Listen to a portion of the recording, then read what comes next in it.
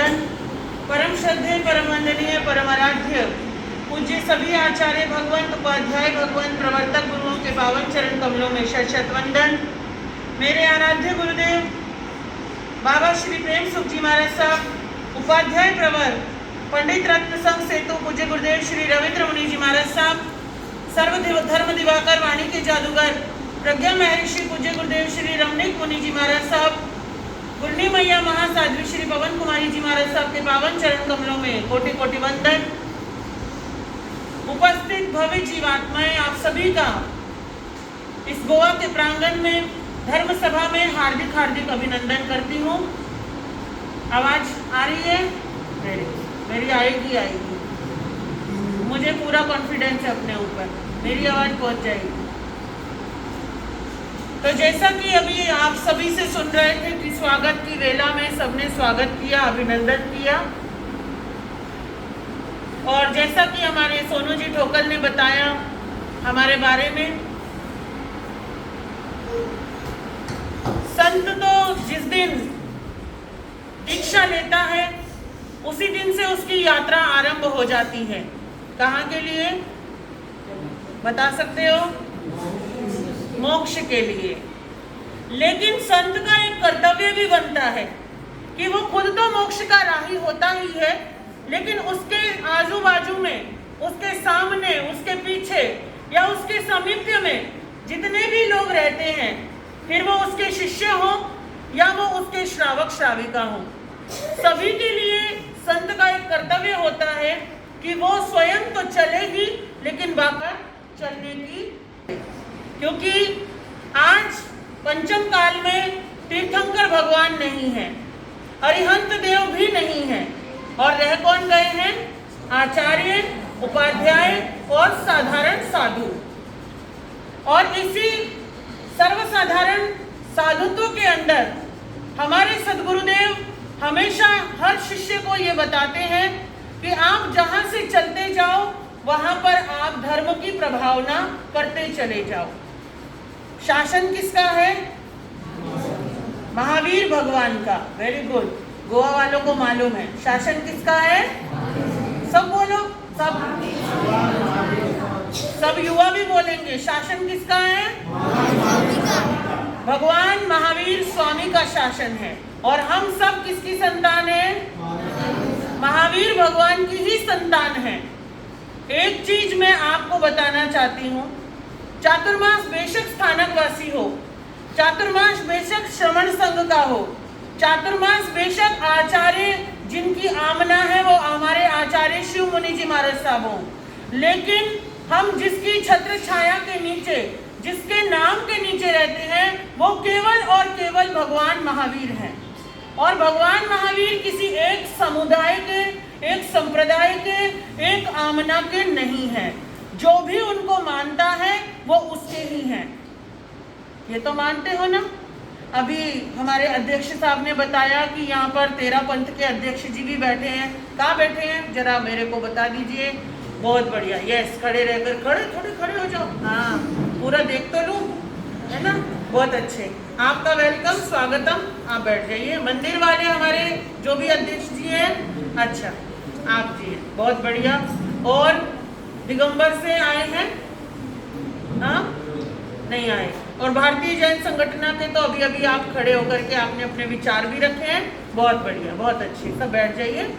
तो मुझे बड़ी खुशी होती है क्योंकि ये बहुत ही सुंदर संकल्पना है हमारे अरविंद जी शाह की और उनकी टीम की, कि इतने वर्षों से गोवा में वो इस तरीके से सबको साथ में लेकर के चल रहे हैं कि जब हम एक जगह रहते हैं, एक हमारा पिता एक है, हमारा भगवान एक है, हमारा मंत्र एक है, हमारे हर नियम कायदे कानून एक है, तो फिर हम अलग अलग क्यों रहें, है ना? और इसीलिए आज मैं कहना चाहती हूँ कि ये केवल और केवल स्थानकवासी का चातुर्मास नहीं है, क्योंकि गोवा में चातुर्मास होना ही मुश्किल होता है। जहाँ तक मुझे याद है कि मंदिरवासी महाराज साहब के भी चातुर्मास नहीं हुए अभी तक, है ना? और स्थानकवासी भी आज से 20 वर्ष पहले महासती महिमा श्री जी और महासती अनिला बाई जी महासती जी का 2 चातुर्मास हुए थे और स्थानक को बन के कुल 22 साल पूरे हुए हैं जनवरी में, है ना, जो नीचे बोर्ड पे लिखा हुआ है। तो इस तरीके से इन 22 वर्षों में 2 चातुर्मास हुए। तेरापंथी महाराज साहब का भी चातुर्मास नहीं हुआ, मंदिर वाले महाराज साहब का नहीं हुआ, दिगंबर महाराज साहब का भी हुआ है। अब कितने वर्ष हुए? अच्छा 3 साल पहले हुआ था। Very good. तो जहां तक जब मैं 2019 में आई थी तब मैंने पूरे गोवा में एक चक्कर लगाया था, आपको याद होगा, है ना। वहाँ मोलेम से लेकर के आपके मड़गांव से लेकर के आप लोगों ने ही पंजिम और कोंडा और इधर आगे कौन कौन से एक वास्को को छोड़ा था, बाकी पूरा का पूरा गोवा हमने विचरण किया था। और जहाँ जहाँ भी मुझे जैसा मालूम है कि अपना देरासर एक तो बिल्कुल सामने ही है और दूसरा देरासर कहाँ पर है? दोरलिम वहाँ पर है और तीसरा देरासर वास्को में है, वो घर मंदिर है शायद, है ना। अब शिखर प्रतिष्ठा हो गई। और चौथा सुकूर में है रघुनाथ भगवान का, जहाँ पर हम खुद भी रुके थे 8 दिन लगता है, याद है मुझे थोड़ा सा, 8 दिन वहाँ रुके थे हम। और उसके बाद दिगंबर मंदिर जो है हमारे एक फुटबॉल ग्राउंड पे है और एक फोंडा में है ना। तो ये जो है, और उसके साथ साथ तेरापंथी भवन अभी तक बना नहीं है, बन जाएगा, जल्दी बनेगा, शुभकामना मेरी, बहुत जल्दी बनेगा। और स्थानक वासियों का स्थानक यहाँ पर है। तो कहने का अभिप्राय है मेरा कि देखिए कितनी सुंदरता है, कितना समन्वय है और कितनी एकता है आप लोगों में। मुझे बहुत अच्छा लगा क्योंकि ये सिर्फ गोवा के लिए नहीं है, पूरे भारत के लिए आश्चर्य की बात लगती है। मैं जहाँ जहाँ से गुजरती हूँ, जब 2019 में हमारे आनंद भाई फुलफगर जी यहाँ पधारे हैं, आपके दादाजी श्री भौरीलाल जी फुलफगर, जो कि महाराष्ट्र के एकमेव वरिष्ठ श्रावक थे, और वो ऐसे एकमेव श्रावक थे, श्रावक तो बहुत है महाराष्ट्र में, लेकिन वो ऐसे श्रावक थे कि जो जिन्हें पूरे आगम आते थे और जो उसके साथ बहुत सारे साधु साधियों को उन्होंने ज्ञान दिया था। यहाँ तक कि मेरे गुरुदेव परम उपकारी वाणी के जादूगर श्री रमणीक मुनि जी महाराज साहब का जिस समय 2016 में घोड़ नदी चातुर्मास था, शिरूर में चातुर्मास था, उस समय गुरुदेव भी खुद पढ़ने जाते थे दादाजी से। तो ऐसे हमारे सुश्रावक भौरीलाल जी फुलफगर, जिनके पोता हैं हमारे आनंद भाई फुलफगर, जो आज आए हैं इस धर्म सभा में, और मेरे गुरुदेव के अनन्य उपासक हैं, अनन्य श्रावक हैं, अनन्य भक्त हैं, बेटा कह लूं, लाडला कह लूं, जो मर्जी उनके लिए वाक्य गुरुदेव बोलते हैं, बहुत दिल के करीब वाले हैं। और उस समय मेरा 2018 का चातुर्मास खत्म करके जिस समय हम गोवा के लिए निकले, तो बहुत सारे लोगों को आश्चर्य हुआ कि महाराज साहब का ही काम है गोवा में, है ना। आप लोगों को भी बहुत सारे लोग क्वेश्चन करते होंगे कि गोवा में महाराज साहब भी आवे, हाँ, है ना। लेकिन अब उनकी भ्रांति दूर हो जाएगी कि गोवा में इतना बड़ा श्री संघ है। श्री संघ कौन सा है? जो चारों संप्रदायों से मिलकर के बना है, किसी एक से नहीं बना है ना। और सभी लोग आपस में एकजुटता से रहते हैं। ये एकता समन्वयता की बात बहुत कम रह गई है, बड़े बड़े शहरों में तो बिल्कुल नहीं रही है। केवल महावीर जयंती के दिन ही या फिर क्षमा पर्व के दिन उसको भी मनाने के लिए कहीं कहीं इकट्ठे होते हैं, हर जगह वो भी नहीं होते। पर गोवा में देखो चातुर्मास प्रवेश में चारों संघ इकट्ठे हुए हैं। तो अभी तो ये तो झांकी है, पिक्चर अभी, हाँ जोर से बोलो, झांकी है, पिक्चर अभी, ये सभी पिक्चर बाकी है। जो नहीं आए उनको भी आना है। वैसे तो सभी आए हैं, पर फिर भी बहुत सारे बच्चे रह गए हैं, युवा रह गए हैं अभी भी, तो सभी को आना है, सभी को बुलाना है। और चातुर्मास किसके लिए आता है? चातुर्मास आध्यात्मिकता के लिए आता है। चातुर्मास किसी शोर शराबे हल्ले के लिए नहीं आता है। चातुर्मास किसी प्रोपोगंडे के लिए नहीं आता है। चातुर्मास आता है आत्म कल्याण के लिए। चातुर्मास आता है स्वयं की देखरेख करने के लिए। चातुर्मास आता है आत्मचिंतन करने के लिए। इस संसार में रहते रहते हमें बहुत वर्ष हो गए हैं, अनेकों वर्ष, अनेकों मास, अनेकों घंटे और अनेकों मिनट हो गए हैं, है ना, लेकिन अपने लिए हमने कभी नहीं सोचा। तो चातुर्मास के दिन जो आते हैं वो आत्मचिंतन के लिए आते हैं। तो आप सबसे इतना ही कहना चाहूंगी कि चातुर्मास जो आया है आपको लाभ भी मिला है, साथ में हमें भी लाभ मिला है, क्योंकि माँ और जन्मभूमि इन दोनों के प्रति हर व्यक्ति का, चाहे वो संत भी बन जाए, चाहे वो संत भी बन जाए, क्योंकि हम भी छद्मस्त हैं, हम भी कोई केवली नहीं है, सर्वज्ञ नहीं है, अरिहंत नहीं है, हम भी छद्मस्त हैं। प्रत्येक जीव का अपनी जन्मभूमि से और अपनी माँ से एक अलग कनेक्शन होता है, ये तो मानते हो ना। चाहे कोई 80 साल का भी हो जाए, लेकिन माँ शब्द का नाम आते ही उसको अपनी माँ बोलो याद आती ही आती है।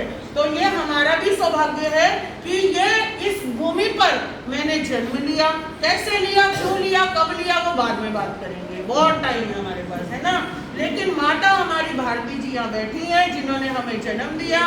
तो ये मेरा भी सौभाग्य है कि मैं अपनी जननी और जन्मभूमि दोनों के करीब हूँ, दोनों के पास आई हूँ, और उसका पूरा श्रेय जाता है हमारे अरविंद भाई को, जिनको मैंने एक ही बार कहा और उन्होंने मेरी बात को जो है ध्यान दिया। पहले भी बहुत बार विनती कर चुके थे, और 2019 में जब हम आए थे, श्री संघ से जुड़े थे, तो हमारे अनिल भाई गोसालिया जी, क्षितिज भाई मेहता जी, महावीर जी मुत्था जी, और हमारे वो क्या नाम है उनका, बोरा जी, पदम जी बोरा जी, हाँ, और प्रकाश जी गन्ना जी, और भी बहुत सारे चेहरे ऐसे हैं, क्योंकि मेरी थोड़ी याददाश्त कमजोर है, धीरे धीरे नाम याद आते हैं। युवाओं से तो इस बार बहुत अच्छा मिलना हुआ है, तो आप सबसे जो मिलना हुआ है, तो इसलिए इनका हमेशा से ये पिछले 4 सालों से लगातार संपर्क में रहे। 4 सालों से जब मैं जा रही थी गोवा से, तब अरविंद जी ने कहा था, महासती जी आप जो महाराज साहब के पास जाओगे वो महाराज साहब से मिलोगे, तो आप गोवा के बारे में जरूर बोलना। और मैंने अपनी ड्यूटी पूरी निभाई। मेरे आने के बाद यहाँ पर लगभग 5-6 टोले तो आके गए हैं।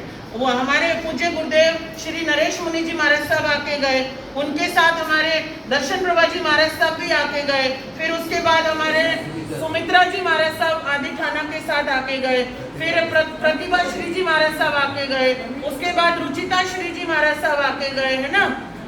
हाँ, रमणीक कंवर जी महाराज साहब तो मेरे से पहले भी आए थे और मेरे बाद भी आके गए, है ना, मेरे से पहले ही आए थे। हाँ, वो 2 बार आ चुके हैं पहले, और उसका कारण भी है क्योंकि उनकी बहन रहती है, वास्तव में बहन ही रहती है ना, बहन रहती है। तो गोवा का हमको कोई आकर्षण खींच कर नहीं लाया है। मैं एक बात आपको बता दूं कि गोवा का कोई आकर्षण खींच के लाया जैसे बाकी लोगों को लेके आता है गोवा में। अधिकतर लोगों को यही मालूम है गोवा एक पिकनिक स्पॉट है। गोवा दुनिया का सबसे बड़ा पिकनिक स्पॉट कोई है तो वो कौन है, गोवा है। विदेशों से भी लोग आते हैं और देश से भी लोग आते हैं।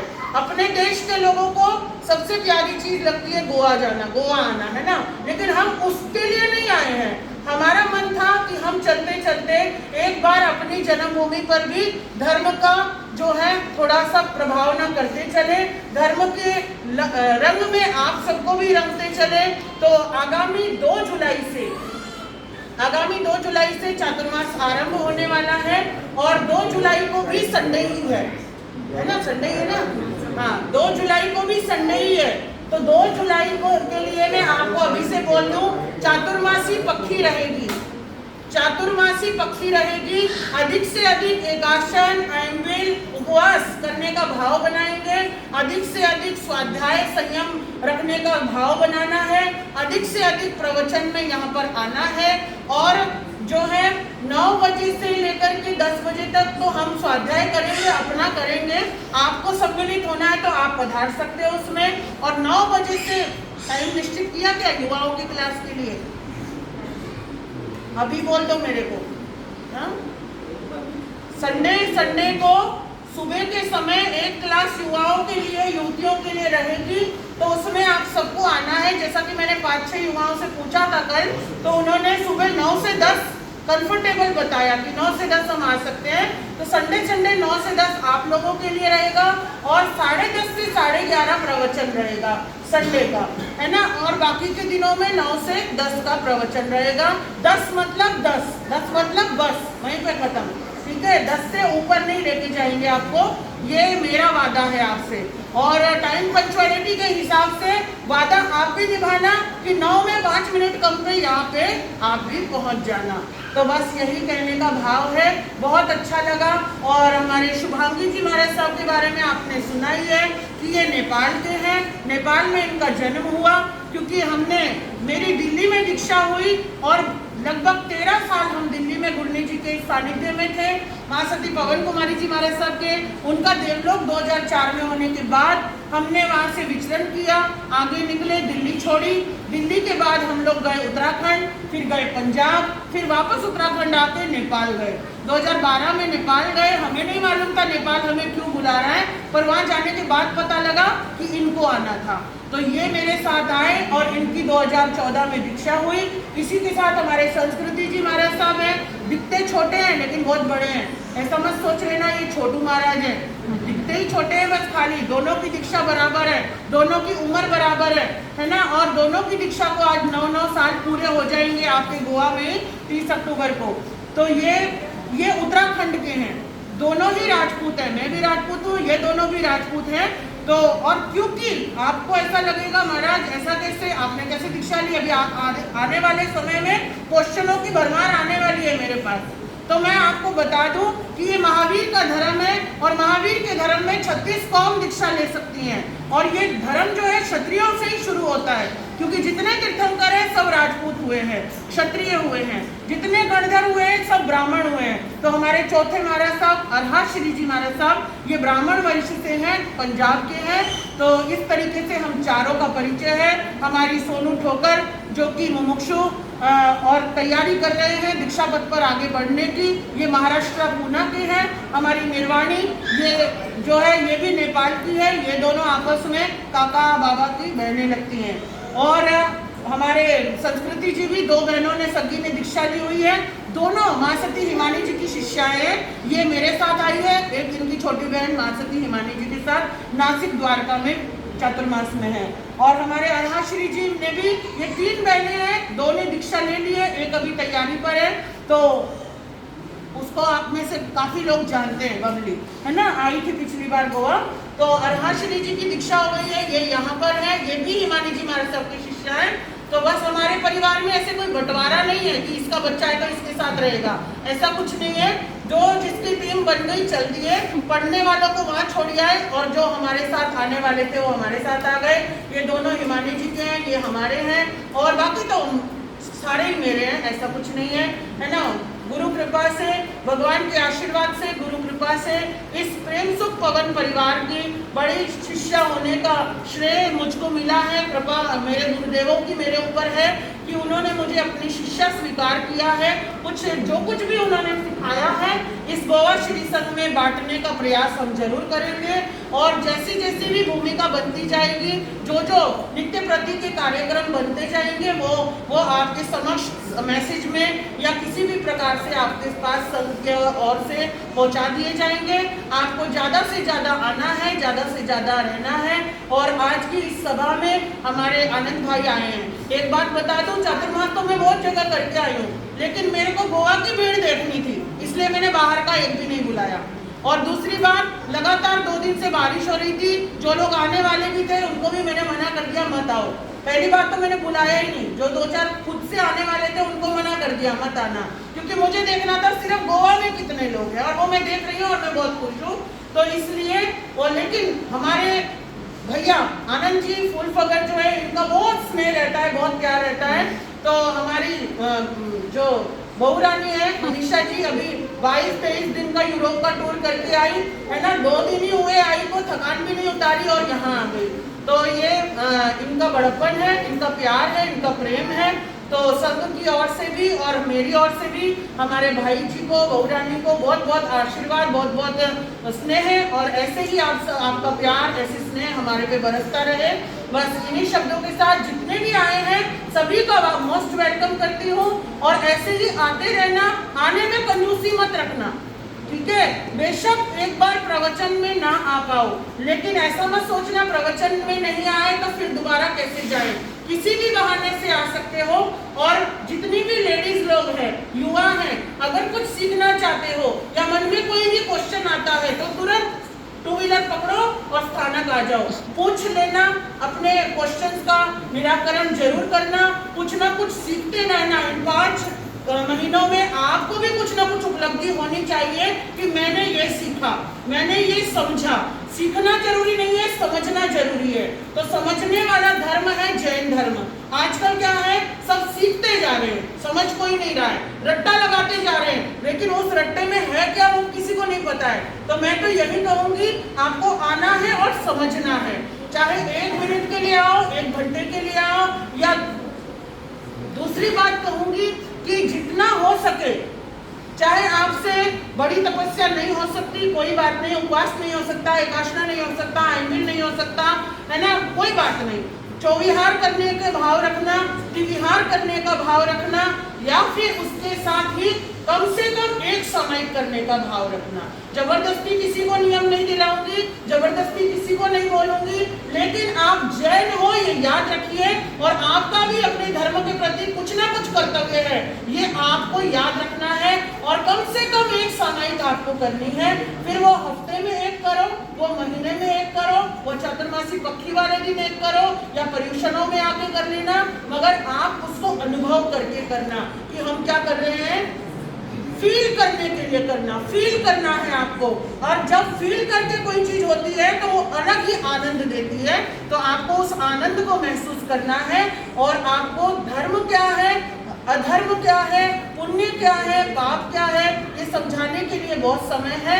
तो आपने आना है और समझने की कोशिश करनी है। इन्हीं शब्दों के साथ सभी को दोबारा एक बार पुनश्च वापस धन्यवाद करती हूँ। और आज आए हैं और इसी प्रकार से आपके साथ 5 महीने रहने वाले हैं। 2 जुलाई को चातुर्मास आरंभ होगा, 27 नवंबर को चातुर्मास समाप्त होगा। लेकिन जिस दिन से आरंभ होता है, अंत भी उसी दिन से आना शुरू हो जाता है। याद रखना, थोड़ा सा ही समय है, चूक जाओगे फिर पछताओगे, कुछ मतलब नहीं है।